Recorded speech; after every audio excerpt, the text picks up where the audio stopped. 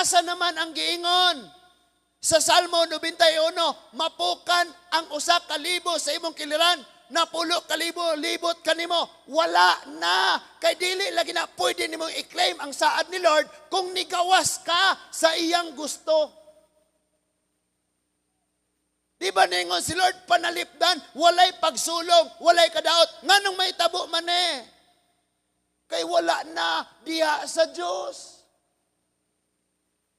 Bangutana ko, tungod sa atong kabisig panarbaho, napabatay time, iampo, ibasag Bible, or magbasa tag Bible, gikapoy na, wa na gana. That is why mahitabo ni sa atong family.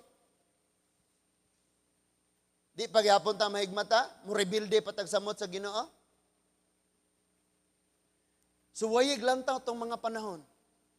Nga kanang lami kayo, excited ka, uy na ay midweek karon, uy na ay kuan karon.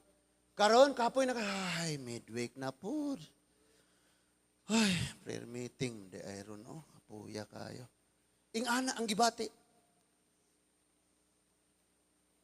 Mahitabo, ang dili angay, unta nga mahitabo.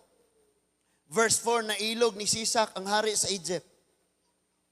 Nailog ni Sisak ang kinutaan nga mga syudad sa Juda og miabot siya sa Jerusalem. Verse 5. Unya si propeta si Mayas, miadto kang Rehoboam og sa mga pangulo sa Juda nga nagtigom sa Jerusalem aron paglikay kang Sisak. Og gisultian niya sila sa giingon sa Ginoo, tungod sa inyong pagsalikway kanako, gitugyan ko kamo kang Sisak. Mao ni munang ugnay manghitabo mga igsuon, unang-una, magpaubos gyudayon ta. Ayaw ingnang tingalig, nakasala ba ko? Nakasala man tingali me? Or nakasala gyud ta? Angkon gyud ta na?